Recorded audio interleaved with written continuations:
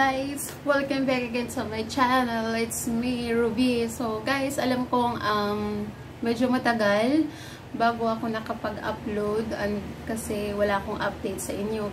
Siguro it's been a month na kasi meron lang akong pinagdaanan. Okay, so for today's video guys, ay share ko sa inyo kung bakit nag-stop ako mag-vlog or mag-update sa inyo. So this is the reason why na natahimik ako sa aking YouTube channel, pero updated ako sa naging TikTok ko kasi mas madali kasi ang pagano doon sa TikTok. So you can check out guys on my TikTok account. So what happened? So today's video is ito yung the whole story kung ano talagang totoong nangyari. So ganito yun guys.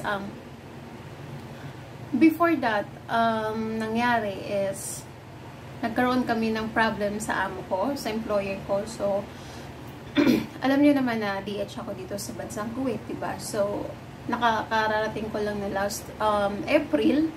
And then, ayun guys, napauwi ako ng 4 months pa lang ako dito. So, ganun kabilis. So, what happened guys is that during that time, syempre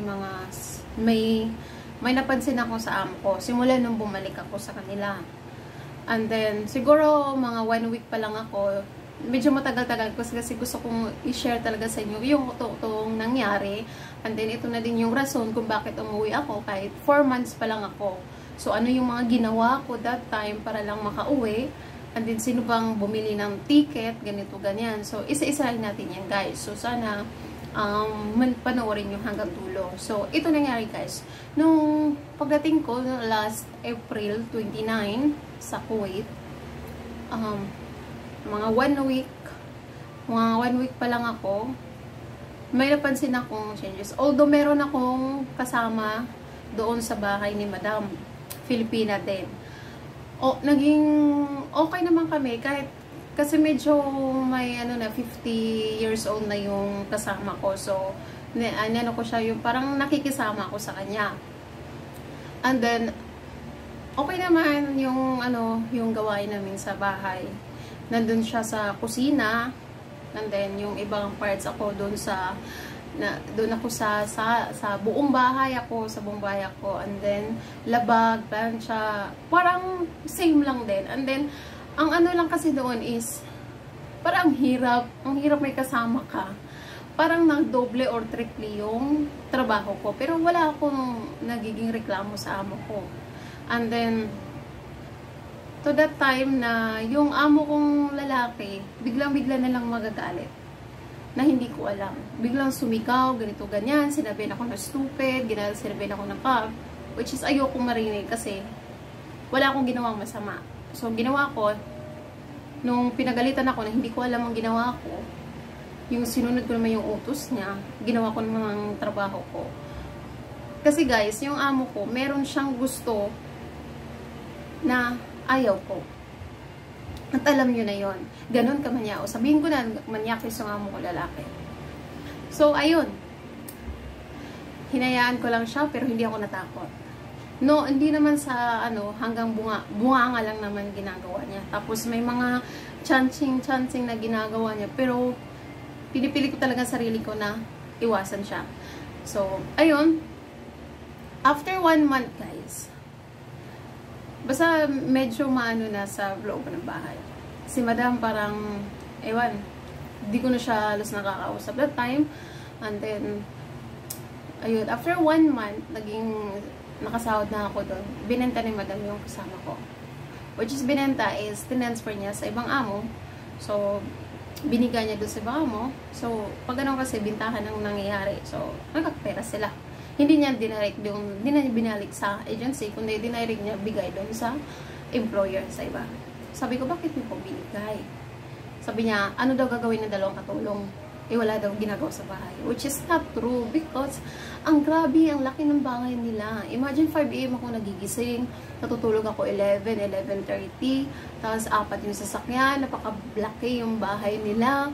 At the end of this video guys, makikita nyo kung ano yung ginagawa ko. And then, ayun, hinayaan ko lang, hindi ko Hanggang sa kinuha ni madam yung passport ko. Akala ko hindi kasi balik na ako eh. Sabi ko hindi ko ibibigay. Kasi akin yun. Personal ko yun. Sabi niya hindi, ganyan. So nagkainitan kami ng amo ko. So kinuha niya yung ano. So nung umalis yung kasama ko, nagiging triple. May mga negosyo sila. May negosyo si madam ng mga pagkain. Yung basta medyo medyo ewan ko, iba talaga. Tapos, ang daming trabaho doon sa negosyo niya. Ako pagagawa, ako mag-prepare sa order, ako mag-deliver, ganito, ganyan. Habang nakabakasyon sila, may mga order, ako gumagawa. Which is, paano naman yung nagluluto pa ako, all around pa ako, naglalaba. Ganon. So, tapos yung dalawa niyang anak, meron ding negosyo. So, ako din yung nag-prepare, ganito, ganyan. So, kumusta naman ako? Tapos, ako, hindi rin siya nagpapalaundry ng mga blanket, comforter. Kung nasa Kuwait ka, alam mo, or kahit saan, alam mo kung ano yung mga comforter nila, mga blanket nila, ang kakapal, diba? So, hindi siya hindi siya nagpapalaundry, so manok po yun. So, lahat guys, ay nako, alos everyday ako nagwa-wash car, 4 po yun ang sasakyan nila, tig-isa sila. So, hindi ko na alam kung paano ko talaga. Ang bilis bumaba ng timbang ko. So, hinayaan ko lang. So, sabi ko, sa isip ko, sarili ko, kailangan ko na umuwi. Okay, kailangan ko nang umuwi kasi hindi na maganda para sa katawan ko. Naawa ako sa katawan ko. So, tayo kasi nakakaalam kung kailan nasusuko yung katawan natin. So, tayo nakakaalam kung hindi na healthy yung mga pinaggagawa natin sa sarili natin. Although, sumasahod ako, yes, sahod. Sabi pa nga niya sa akin, taasan ko rin sahod ko pag bumalik ako, which is hindi naman natupad. Naging 120 pa rin, 120 dinar. So, ayun, pinag-isipan ko yun ng 1 month, after 2 months, nag-decide ako. Sabi ko sa kanya na, uwi ako. Tapos malala na yung pagmamanyakis ng amo ko. Which is, hindi ko pinakita sa kanya na nadadala ako. Lahat gagawin niya, gusto mo ba ng pera, gusto mo kahit anong gusto mo, ganito, ganyan, basta sumama ka lang sa akin, may mangyari lang sa atin, ganito, ganyan. Tapos gagawan pa niya ako ng storya. So, ang amo ko lalaki, maraming connection, lalong-lalo na sa embassy. So, that time, nag-isip talaga ako at nagdasal, Lord, gabayan niyo po ako kung anong gagawin ko. Tapos, yung ugali ng amo, si madam, medyo iba na talaga simula nung compare nung nakaraan kong kontrata. So, pangalawang kontrata ko na to dapat. Tapos, ayun, nagsabi ako kay madam na, madam, uwi na ako. Usap naman ako ng maayos. Sabi ko, madam, uwi na ako kasi ang daming problema sa bahay mo. Ang dami kong trabaho, ganito, ganyan. Halos wala na akong pahinga. Tapos may mga negosyo kayo, hindi ko na kaya. Tapos yung sahod ko, same pa rin. And then, basta madam, kasi 16-17 hours ang ganito. Pinaliwanag ko sa kanya lahat-lahat. Noong unang pag-usap namin, hindi siya kumibo, nag-walk out siya. And then, tapos sabi niya sa akin, ako daw kumuha ng ticket. Sa kagustuhan ko guys, gusto ko nang umuwi. Kasi nga, hindi na talaga maganda yung ano ko. At natatakot na din ako sa amo kong lalaki. So, kasi yung parang naging aggressive na siya guys eh. Kasi pupunta na siya sa loob ng room ko. Which is, nagagalit siya pag nilalak ko yung pintuan. Kasi bahay daw niya, bakit ko nilalak? Sabi ko, this is my privacy. So, kahit pa bahay mo to, privacy ko to. Kasi what if, syempre pag natutulog tayo, di ba, yung so, hindi ako deep inside guys, takot ako. Pero, hindi ko pinakita sa kanya na takot ako. Kailangan kong maging matapang. And then, that time, kinausap ko ulit ang amo ko. Sabi niya, kumuha ka ng ticket, ganito, ganyan. Sabi ko, kasi nga, gusto ko nang umuwi. So, nagsabi ako sa family ko, nagano ako ng pamasahe, na yung sahod ko, sabi ko, ganito, ito yung gamitin niyo para sa para sa pamasahe ko sa pag-uwi. So, binook nila ako ng ticket that time. So, it's good kasi mas mura pa yung ticket na yon. Tapos, alam niyo yung time na yun na alam nila na uuwi na ako. Ang dami din nagiging problema na. So, ang daming nawawala. Yung ginawa ko guys is sinasarado ko na yung kwarto ko lagi kasi what if may nilalagay sila, what if frame up ako, what if ganito, ganyan. So, lahat sila nagbago that time na alam nila na uuwi na ako. Tapos hindi na talaga ako babalik. So, mas lalo naging aggressive yung ano. So, ganun lang guys, pray hanggang sabi ko, Lord, sana darating na yung araw na alis na ako dito. So, lahat guys, mga gamit ko, pinakita ko sa kanya na wala akong dinala sa bahay nila kasi ganito ganyan. So, that time din guys, binigay naman yung sahod ko, pang sahod ko, wala. Nagbigay din yung mga anak niya na ganito, ganyan, na 10 dinar, tapos okay, malaking tulong naman. At yung alam mo yun guys, yung umuwi ako, dala ko lang yung maliit na maleta ko, kasi nagpa-cargo na ako ng that time. And then, hinatid naman niya ako, sabi ko, madam, ihatid mo ba ako sa agency, sa airport? Sabi niya, oh, hatid kita. But before that, ihatid kita, kailangan mo nang pumirma. So, binigyan ako niya ng papel, ganyan-ganyan. So, nakalagay dyan, settlement agreement and acquaintance. So, binasa ko niyan, sabi ko, saan galing? Sabi niya, sa agency daw. Which is, wala naman nakalagay doon sa agency. So, nagkakalagay ng pangalan, tapos yung ganito, ganyan. Wala daw silang, ayan, basahin niyo yung ganito, ganyan. O, diba? So, sabi ko, hindi ako pipirma niyan. Okay? So, hindi ako pipirma. Tapos, nag-ano din kasi ako, guys, tumawag ako sa OWA, na ganyan po yung nangyari, gusto kong umuwi, ganito, ganyan. So, ang sabi lang sa akin ng OWA is, makipag-ugnayan daw sa agency, gawan pa daw na niyang report, bago ganito, ganyan. So, which is, ano yung antayin ko pa may mangyari sa akin, bago ganito, antayin ko pang anong mangyari sa akin sa loob ng bahay bago sila umaksyon. So, walang nangyari guys. Kaya, nag-ano talaga ako na lang talaga ang bibili ng ticket. Tapos, hindi na ako nag-ano sa agency ko sa Kuwait kasi wala din naman hindi sila makontak. Hindi ko alam anong nangyayari. So, ganun guys. Nag-pray lang talaga ako noon.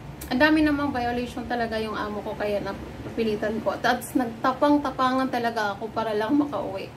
Okay, so, ganun yung gawin ko Diyos. Pag gusto mo, as a tip lang po, kung alam na talaga na hindi na kayo healthy dun sa pinagtatrabahoan nyo, you have to naman na kailangan mong ipaglaban yun. So, pag sinabi nilang may babayaran ka, sabi ko, wala akong babayaran yung agency mong bayad sa'yo. Sabi ko ganun. So, ang lagi pong tandaan natin is wala tayong babayaran kahit pa ilang months ka, kahit kabaguhan ka pa lang. So, kasi, kahit pa ako guys, kahit pa renew na ako, same pa rin ang trato nun. So, ganun pa rin sa mga first timer. So, ang ginawa ko is, inano ko yung mga violation ng amo ko, yung passport ko, kinuha nila, yung working hours ko, ang hirap. Tapos na yung napakamanyakis ng amo ko, abusado, maltrato, minsan pa time nananakit pa siya. Yung asaya niya, nag-ano pa siya.